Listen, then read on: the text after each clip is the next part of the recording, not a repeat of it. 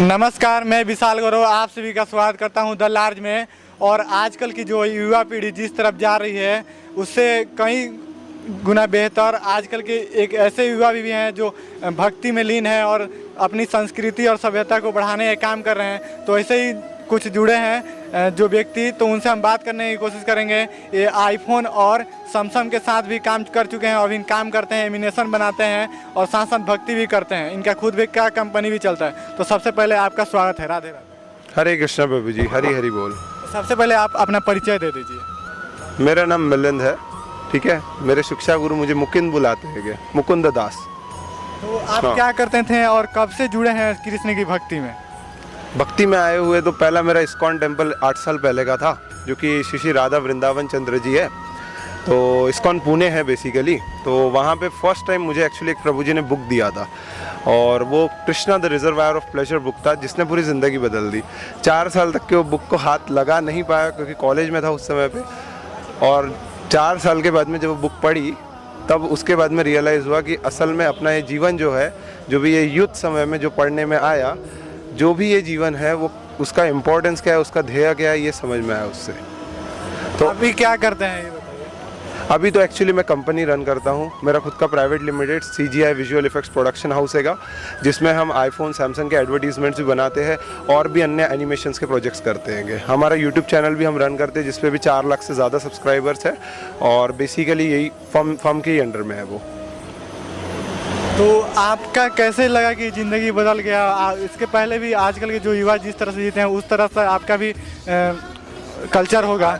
इस सवाल का जवाब एक बहुत ही महत्वपूर्ण इसलिए है क्योंकि अभी का जो एजुकेशन सिस्टम है ये सबसे बड़ा प्रभाव डाल रहा है। और दूसरा सबसे बड़ा प्रभाव ये डाल रहा है कि जो इंडस्ट्री अभी चल रही है, जो मीडिया इंडस्ट्री है बेसिकली, जो जिस किस्म का कंटेंट, जिस किस्म की फिल्म्स बना रही है, उसके आधार पे 70% युवा एक्चुअली उनकी सोच बन रही है असल में। तो बेसिकली कैसा हैगा, अगर भक्ति की आप बात कर रहे हो, मेरे जीवन में ये परिवर्तन तब से आया जब से मैंने भगवत गीता को अपनाया। पहली बार जब भगवत गीता को पढ़ा तो असल में उसमें कई सारे प्रश्नों के जवाब दिए।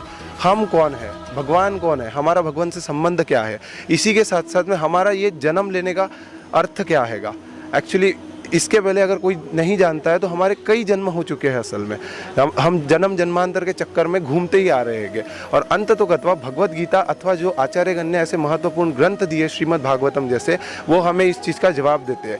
और उसमें ये पढ़ने के बाद में समझ में आता है कि हमारे ये जीवन का, इस मानव जीवन का जो असली अर्थ है वो क्या चीज़ है। क्योंकि कुत्ता बिल्ली किसी भी योनि में अगर अपन जाए तो अपन भक्ति नहीं कर सकते हैं। केवल मानव जीवन ही ऐसा है जिसमें हम भक्ति कर सकते हैं। इवन कुत्ता बिल्ली या कोई भी अन्य जानवर भी देखेंगे तो वो आहार निद्रा भय मैथुन यही 4 कार्य कर रहे होंगे, ईटिंग स्लीपिंग मेटिंग डिफेंडिंग। परंतु मानव जीवन ही एक ऐसा जीवन है जिस जीवन के अंदर में हम भक्ति अथवा श्रवण कर सकते हैं, भक्तों का संग प्राप्त कर सकते हैं।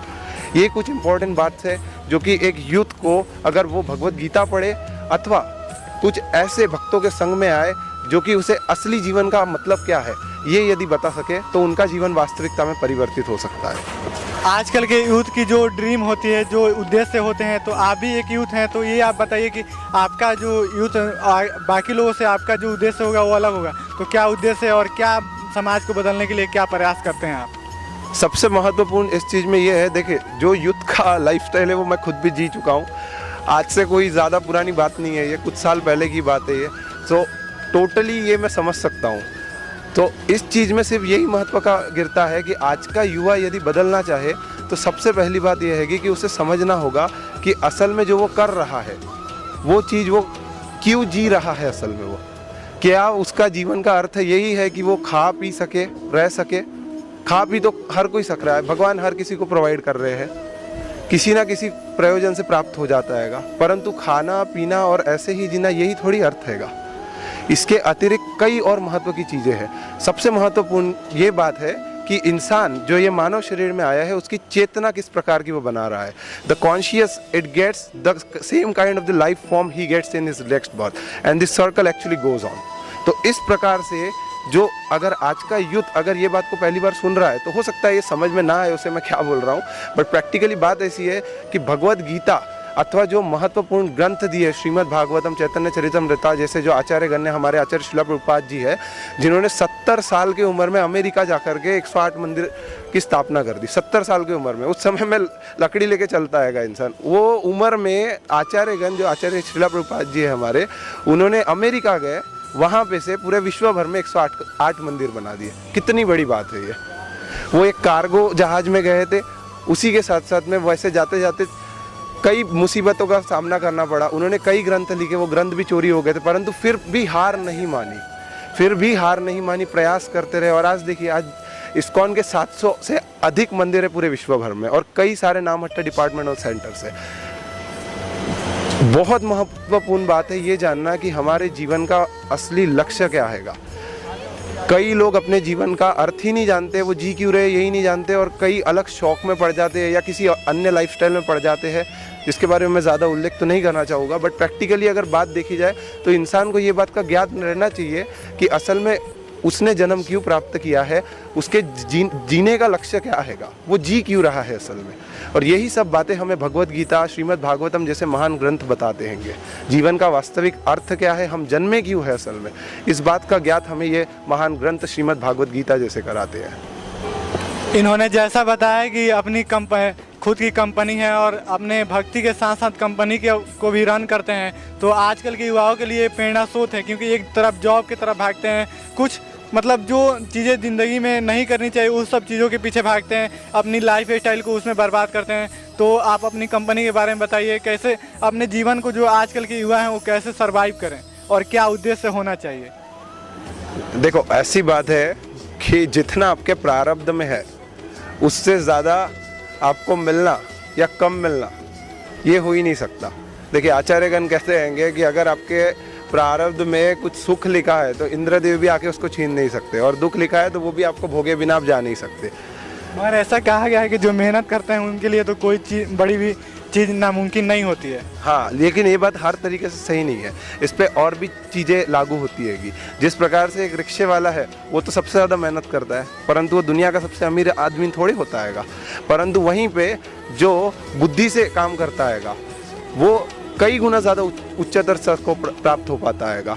यही कारण है, जैसे अभी हम बात कर रहे हैं, बुद्धि की बात कर रहे हैं, तो बुद्धि भी किस प्रकार से प्राप्त हो रही है इंसान को, कहीं ना कहीं पढ़ने से, कहीं ना कहीं सीखने से प्राप्त हो रही है। इसमें एक बहुत महत्वपूर्ण चीज़ है, बुद्धि चेतना जिस प्रकार की इंसान की होगी उसी प्रकार से इंसान का आचरण, रहन सहन, उसके कर्म बनते चले जाएंगे। तो एक चीज़ आपने कहा कि जितना भगवान ने लिखा है, जितना ईश्वर ने लिखा है आपकी जीवन में उतना ही मिलेगा। तो ये भी कहा जाता है, कहावत है कि जिनके हाथ नहीं होते हैं उनके भी तो किस्मत होते हैं। इस पर क्या कहना चाहेंगे?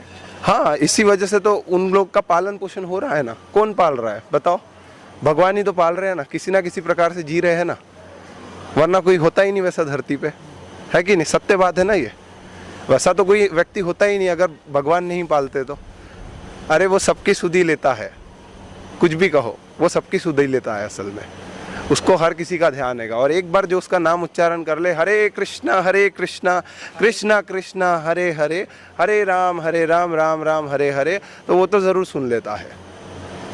केवल ये कहने के लिए नहीं कर रहा हूँ, असल में श्रीमद् भागवतम और श्रीमद् भगवत गीता में इस चीज़ के बारे में अच्छे तरीके से वर्णन करा गया है कि इंसान को, जैसे इन्होंने प्रश्न पूछा कि भाई कोई अपाहिज हो या किसी कारणवश डिसेबल हो, तो ये जो परिस्थिति उन्होंने प्राप्त करी है वो भी उन्हीं के कर्मों के कारण प्राप्त हुई है। पिछले जन्म में उनके कुछ ऐसे कर्म थे जिस वजह से उन्हें वैसा शरीर प्राप्त हुआ है। परंतु यदि वो कर्म सुधार ले, वो यदि भक्ति में आ जाए, तो भगवान कर्म काटते हैं, असल में भक्ति कर्म काटती है, भक्ति से प्रारब्ध बदलता है असल में, तो उनका जीवन बदलते चले जाएगा। हो सकता है वो आने वाले समय में उनका जीवन परिवर्तित हो जाए, और असल में ऐसा होता हुआ देखा गया है। इसलिए कहते हैं कि एस्ट्रोलॉजी का चार्ट भक्तों पे काम नहीं करता। ये मेरे वाक्य नहीं है, ये आचार्यगण के मुख से सुने हुए हैं, यही मैं सिर्फ एक लाउड स्पीकर की भांति बोल रहा हूँ बस। मैं बहुत सारे लोगों से देखता हूँ कि चाहे बातें करता हूँ, हमारे फ्रेंड सर्कल में भी हैं कि जो भगवान भी विश्वास नहीं करते हैं, भगवान को नहीं मानते हैं। तो कब रियलाइज़ हुआ कि आपको, मैं तो भगवान को ऐसे मानता हूँ, कोई रियलाइज़ हुआ कि भगवान भी हैं और हमारे कर्म और पिछले जन्म के कर्म पे भी मिलते हैं? सबसे पहली बात तो ये है कि लोगों में एक बहुत बड़ा कन्फ्यूजन है, भगवान असल में है कौन? कोई ये भगवान है, कोई ये भगवान है, कोई ये भगवान है, बस यही चलता रहता है चक्कर, है ना। सबके सामने हाथ जोड़ लेते हैं भाई, ठीक है। अब सबसे बड़ी बात यह है भगवान कौन है? इसमें सर्वोत्तम एक ही आंसर रहेगा इसका कि परम भगवान श्री कृष्ण है। क्योंकि कारण ऐसा है, कोई बोलते भगवान शिव भगवान है करके, परंतु भगवान शिव किनका नाम जप कर रहे हैं? भगवान श्री रामचंद्र जी का नाम जप कर रहे हैं, क्योंकि स्वयं भगवान श्री कृष्ण है ना। वैष्णवानाम परम शंभु कहा जाता है। वैष्णव में भगवान शिव परम श्रेष्ठ है, हमारे आचार्यगण स्वरूप है। तो बेसिकली भगवान शंकर भी भगवान श्री रामचंद्र जी का नाम जप कर रहे हैं, परंतु भक्त लोग ये न समझते हुए उनका नाम करते हैं। डेफिनेटली वो भी एक बहुत अच्छी बात है, इवन भगवान शिव भी उन्हें भक्ति की ओर अग्रसर कर रहे हैं, परंतु ये डाउट बहुत हर किसी के मन में होता है कि असल में भगवान कौन है, किसी को क्लियर तरीके से पता ही नहीं है। इसकी व्याख्या स्वयं व्यास देव जी ने श्रीमद् भागवतम में क्लियरली करी है। इसका कारण ऐसा है कि जब उनके पुत्र सुखदेव गोस्वामी जी श्रीमद् भागवतम परीक्षित महाराज जी को कह रहे थे, तो 80,000 ऋषि मुनि आकर के सुन रहे थे, जिनमें नारद मुनि जी, व्यास मुनि जी, विश्वामित्र जी, हर कोई महान ऋषि मुनि जिनका भी नाम ले लो, 80,000 rishi munis were there who from the entire brahmand, from the entire universe came on that place and we are listening that. तो बेसिकली कैसा है, उसमें सुखदेव गोस्वामी जी ने क्लियरली व्याख्या करी, भगवान श्री कृष्ण ही परम भगवान है, भगवान विष्णु जी। आजकल के युवाओं के लिए 2-3-4 शब्द शॉर्ट में। अब हो सकता है कि इस पे कई लोग ऑब्जेक्शन उठाए, डेफिनेटली मेरा कोई ऐसा मोटो नहीं है कि कोई इस पे कुछ बोले करके, हर किसी के बात का अपना अपना सम्मान, अपना लोकतांत्रिक देश है, सबको अपनी मान्यता है, सब अपने खिलाफ नहीं कह रहे। इन्होंने सिर्फ प्रश्न पूछा, इस वजह से मैं कह रहा हूँ ये असल में शास्त्र के वचन है कि भाई भगवान श्री कृष्ण की अगर हम उपासना करते हैं तो सभी देवी देवता संतुष्ट हो जाते हैं। क्योंकि आफ्टर ऑल अगर स्वर्ग में भी 33 कोटि देवी देवता है, किसको पूछते जाओगे? कईयों के तो नाम ही नहीं पता, कई लोग हाथ पाँव के कंट्रोल करते हैं, अंदर के भाग के कंट्रोल करते हैं, कुछ पता ही नहीं है, आँख नाक मुँह सब कंट्रोल करने वाले 33 कोटि देवी देवता है, किस किस को कईयों के नाम नहीं पता है। परंतु ये सभी देवी देवता अपने आप संतुष्ट हो जाते, प्रसन्न हो जाते हैं जब भगवान श्री कृष्ण संतुष्ट हो जाते हैं। इसका एक उदाहरण ऐसा भी है कि दुर्वासा ऋषि जी अपने 10,000 शिष्यों के साथ में प्रसादम पाने के लिए आए थे, तो माता द्रौपदी का एक ऐसा बकेट टाइप था जो बेसिकली अन्न जब तक खत्म नहीं होता था जब तक कि माता स्वयं प्रसादम नहीं लेती। तो उस समय ये हो गया था कि माता ने प्रसादम ले लिया था और तब दुर्वासा ऋषि जी आए थे।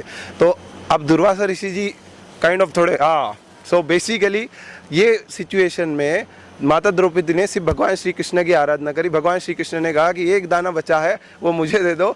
वो जैसे ही खाया भगवान ने, सारे के सारे ऋषि मुनियों को डकारनी चालू हो गई, करने लग गए, सबका पेट भर गया। समस्त यज्ञ भगवान स्वयं कहते हैं भगवत गीता में भी, समस्त यज्ञ जितने भी यज्ञ हो रहे, यज्ञ दान तप कर्म, जितने भी यज्ञ दान तप हो रहे हैं वो सभी मेरे संतुष्टि के लिए हो रहे, भगवान श्री कृष्ण के संतुष्टि के लिए। अगर ये युद्ध को संदेश जा रहा है, आई विल हाईली रिकमेंड कि भगवत गीता, श्रीमद् भगवत गीता यथारूप लेकर के पढ़िए उस चीज़ को, उसमें आपके सारे सवालों के जवाब है। आज का युद्ध कई ऐसे परेशानियों में फंसा हुआ है कि भाई तकलीफ़ है, ये प्रॉब्लम है, वो प्रॉब्लम है, ऐसा है वैसा है, ये सारी प्रॉब्लम ऐसे भाग जाएगी क्योंकि उसमें आपके सारे सवालों के जवाब है। प्रॉब्लम इसी से ही आती है कि जीव को समझ में नहीं आता है किस परिस्थिति में क्या करा जाए। भगवत गीता, भगवान सबसे पहले पृथ्वी के सबसे बड़े मोटिवेशनल स्पीकर आज से 5,000 साल पहले हुए। ये वेणु माधव प्रभु जी, डॉक्टर विवेक बिंद्रा सर भी कहते हैं कि उनसे बड़ा मोटिवेशनल स्पीकर पूरे पृथ्वी पे अभी तक नहीं हुआ और ना आगे होगा, क्योंकि वो स्वयं भगवान है।